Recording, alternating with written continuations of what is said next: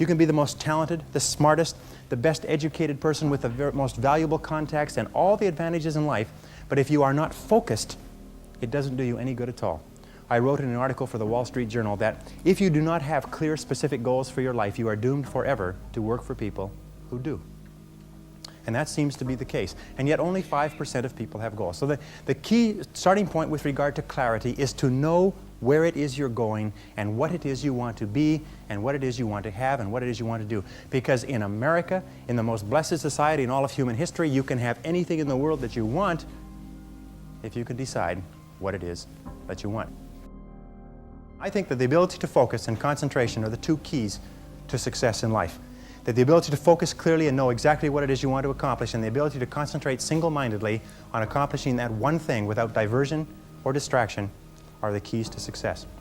It's the number one key to effectiveness, is to be able to sit down and look at your work and use the 80-20 rule. Say to yourself, which is the 20% of the number of things that I have to do that account for 80% of the value of my work? And always work on the top 20%. You see, in life, there's never enough time to do everything, but there's always enough time to do the important things. Instead of doing what is fun and easy, which is what most people do, you know what they do? They make a list of everything they have to do, and then they start at the bottom of the list and they work on the irrelevant things. At the end of the day, they haven't got anything done. Successful people, peak performers, concentrate on the top items. And remember, anything other than working on the top items on your list is a waste of your time. And time management is not just time management is life management. You can do anything you want with your life if you'll manage your time properly. We all have the same 24 hours a day, and the ability to concentrate, to discipline yourself, to use willpower and perseverance to concentrate on one thing at a time is a quality of all success. Nothing great has ever been accomplished without the ability to concentrate single-mindedly on one thing at a time. Always concentrate on the best use of your time. Here is my favorite time management question, which I give to you for free. It's simply this. Before you start anything, ask yourself, what is the most valuable use of my time right now? Make a list and say, what is the most valuable use of my time right now? When you get into your car, say, what is the most valuable use of my time right now? When you leave the house or leave the office, say, what is the most valuable use of my time right now? Ask yourself that question over and over and over again. Repeat it and repeat it and repeat it until it's driven into the subconscious mind as a command.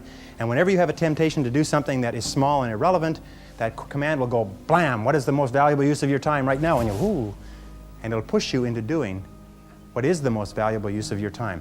And whenever you're working on the most valuable use of your time, you feel great. You get concentrated effort is a source of energy and enthusiasm. It makes you feel wonderful when you're working on something important, and it makes you feel nothing when you're working on something irrelevant. Develop a sense of urgency. A sense of urgency is a quality that is possessed by only 2% of the population. 2% of the population do things fast. 2% of the population have a bias for action. In Tom Peters' wonderful book, In Search of Excellence, he says that all the excellent companies have a bias for action. And all of the companies that do not classify or do not come into the excellence category do things when they get around to it. You call them up and you have a problem or a complaint. You hear from them 3 or 4 weeks later. But the excellent companies, you call up with a problem or a complaint, and bang, there's somebody back to you in 2 minutes. Focus single-mindedly on one thing at a time, and to work on that one task until it's complete. And to discipline yourself not to do anything else or to become distracted by emails and bells and bips and noises and things like that. It's just your ability to focus like a laser beam on a single task. Determine exactly what it is that you want to be, have, or do in life. And the more I study successful men and women, the more I find that every single one of them, the top 5%, are very clear about where it is they're going and what it is they want to accomplish. And when I look at unsuccessful men and women, or men and women who seem to be unhappy and floundering, I find that almost invariably they have a very, very limited sense of direction, sometimes no sense of direction at all. You see, we as human beings are goal-seeking organisms. We only function at our very best when we're working toward accomplishing something that is important to us. And in my estimation, 80 to 90% of all the unhappiness, hostility, violence, psychosomatic illness, alcoholism, drug addiction, and so on in our society is caused by people having no sense of direction. They don't know where they're going. As they say, if you don't know where you're going, any road will take you there. Whatever skill you identified, you can learn. There's nothing that can stop you from excelling in that skill. It's simply a matter of time. Some people will get better at it faster, others slower, but they've discovered in 25 years of research at the University of Florida They've looked at people who started at the bottom and got to the top and became the heads of Fortune 500, heads of Fortune 1000 corporations. And they went all the way back to their early performance appraisals and comments by their supervisors. And they found that they had all settled on the same strategy. And the same strategy was to identify the one skill that would help them the most at this stage of their career, and then concentrate single-mindedly on learning that skill.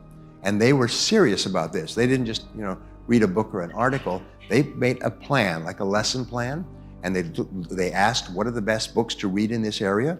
What are the best programs, audio programs to listen to? What are the best courses to attend? And they developed a course of study, and they worked for weeks and months and even a year or more to develop that skill. And once they had developed that skill, and people started to tell them, hey, you're pretty good in that area, that was their sign that they had mastered the skill. And then they would ask their boss or ask their coworkers to look at the top people around them or the most successful business people around them, and they would identify the next skill. And what we find is that all of life is like climbing a ladder, and each step on the ladder is mastering a new skill. And what the top people do, and this is one of the greatest breakthroughs in business success I've ever seen in an entire life of studying the subject, is what they do is they get better one skill at a time.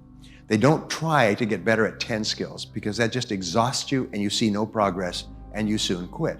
So what they would do is focus like a laser beam on a single skill until they had mastered it. But here's the most amazing thing. When you are focusing on the development or acquisition of a particular skill, your whole mind is in improvement mode. So what happens is you automatically start to get better at everything else without even thinking about it. You're just more conscious and aware of things that you can do to be better in other areas by focusing on a single skill. They call this, Pears Anderson, who did all this work, calls it deliberate practice. And it is the key to great success, deliberately practicing one skill at a time. Now, once you have learned this skill, which you will, only one person in the world that can stop you from mastering a skill. Who's that? It's always yourself. It's a lack of self-discipline, lack of personal management, lack of control, and so on. I don't have enough time, I'm so busy, I'm tired all the time, wah, shut up. So what it takes, and they found that it takes about 2 hours a day, 5 days a week, of deliberate practice or focus on a new skill to master the skill. Once you have mastered the skill, then what do? Well, it's obvious, you ask the question again. Now, what one skill, if I was absolutely excellent at it, would help me the most to achieve my financial or business goals? What's the one skill? I was at a private meeting with the head of one of the biggest companies in the world, and that's terrible because the name escapes me for a second, but I had read a book that he had written 10 years before, and it was based on over 30 years of experience, and he'd run 2 Fortune 500 companies. He said what they discovered was that your weakest important skill sets the height of your income. Your weakest important skill. In every field, there's 5 to 7 vital skills. Your weakest skill in this little group of skills sets the height of your income and your success. And so often it's one skill that's holding us back more than anything else. And when I say that, everybody knows what I'm talking about. It's the one skill. Usually in business, it's marketing or sales or a combination thereof. Sometimes it's business development, customer relationships, and so on. But we know what it is. The only question is, are we going to sit there passively, or are we going to say, damn, I'm going to learn that skill. I'm going to become very, very good at that skill, whatever it happens to be. And the wonderful thing is that once you learn a skill, another thing happens, is a nickel drops in your brain, and you realize, I can learn new skills. Damn, I can learn any skill. I could learn languages. I could learn any skill. Wow, and suddenly the dam breaks in your mind, and all the hesitation and lack of confidence and lack of certainty that you had, suddenly you realize, I can learn anything I need to learn. And it gives you a tremendous sense of power. So from then on, your whole life becomes a do-it-to-yourself project. Your whole life becomes a process of learning one skill at a time, climbing the ladder of success. Every rung on the ladder is higher income, greater influence, greater power in your profession. Getting better in your field is one of the most important things you can do. So I have a question for you, moving right along. What is the most important work that you do in your field? What is the most important and highest paid work that you do? Thinking. You've obviously been here before. And the answer is right. The answer is thinking. When I first heard this question, I wasn't clear about what the answer was, but the most important work you do is thinking well about yourself and your work. In fact, every mistake that you've ever made has been a result of poor thinking or not thinking at all. You all know what I'm talking about. Every success you've ever had has usually been the result of really good thinking prior to taking action. Now, the reason why thinking is so important is that the quality of your thinking determines the quality of your decisions. And it's an interesting observation is that you are where you are and what you are today as a result of the total of all your choices and decisions up to this moment. In every part of your life, from the time you became an adult or before, you've made choices and decisions. The cumulative result is where you are today. Your income, your health, your happiness, your business, everything else. But my great rule, which is quoted all the time, is that it doesn't matter where you're coming from. All that really matters is where you're going. And where you're going is only limited by your imagination. So what you do is you say, forget the past. In the past, I could have done things differently, but I can't change the past, but I can change the future completely by what I do now. So the quality of your thinking determines the quality of your choices and decisions.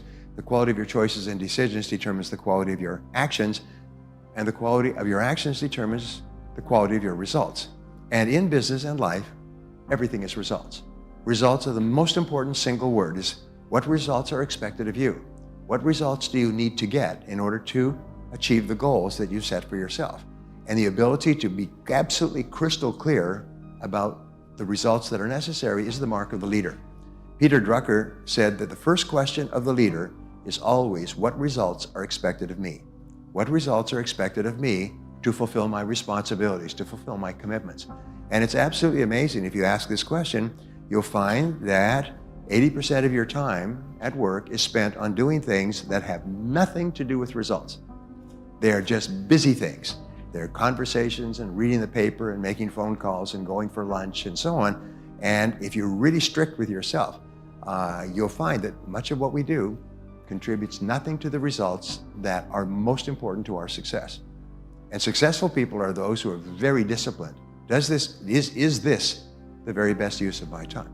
Now, the reason that thinking is so important, aside from the results, is because of the word consequences.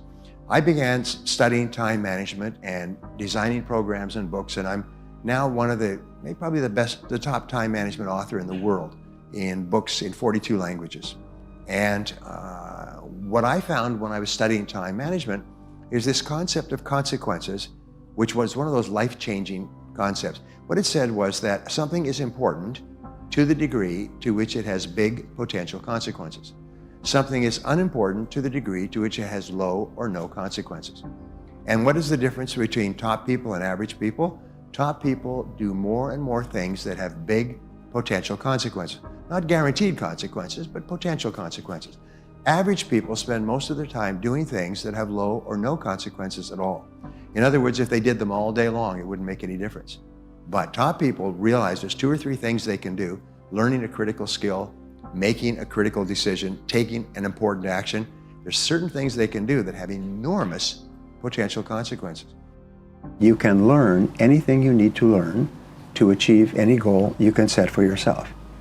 And I teach that, and I've taught that for more than 30 years. You can learn anything you need to learn to achieve any goal you can set.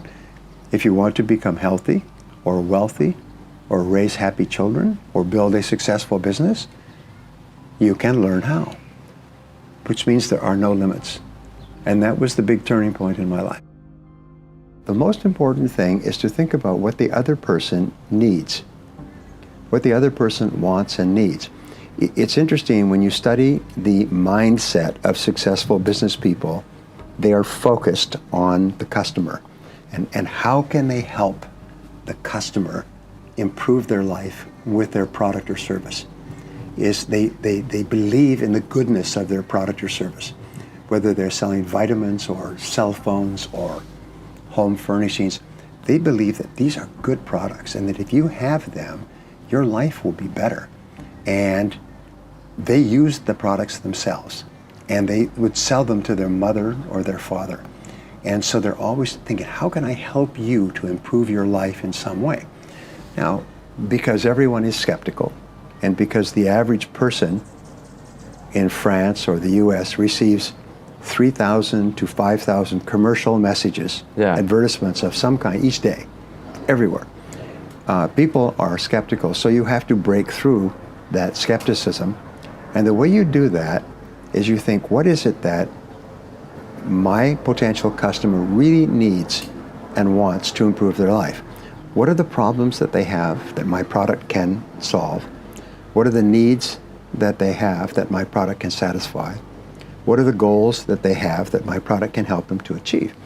And then you say to them, if you have this problem or need, my product or service is something you should look at, and let me explain to you why it can help you. Most people, the bottom 80%, are lazy, and it's something that it's not polite to talk about. But most people are lazy, and they're looking for an easy way. They're looking for a shortcut to be successful, and there aren't any. But if you do something repeatedly over and over, you develop a habit.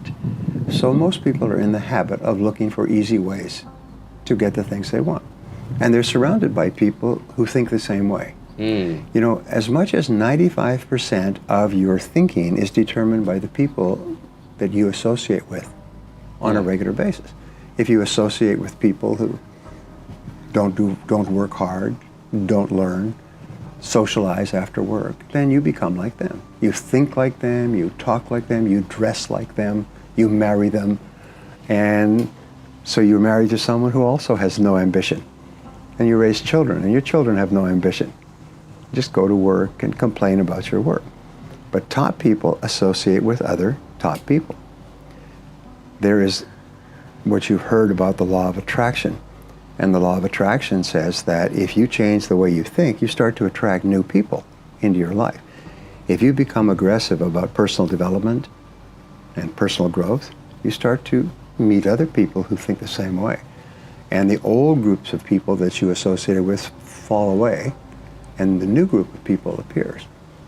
So people say, well, where do I find positive people who are thinking about success all the time? First you become one, and then you will naturally attract them. If you like and respect yourself, you will set big goals for yourself. And if you like and respect yourself, you will persist longer, and you'll eventually succeed. And so how you feel, your emotions about yourself, is the starting point and the most important part of success. And so the goal of children, the goal of parents, is to raise children with high levels of self-confidence and self-esteem. Your goal as an adult is to build your own self-esteem, your own mental fitness. Like physical fitness requires physical exercise, mental fitness, feeling very positive about yourself and your life, requires mental exercise.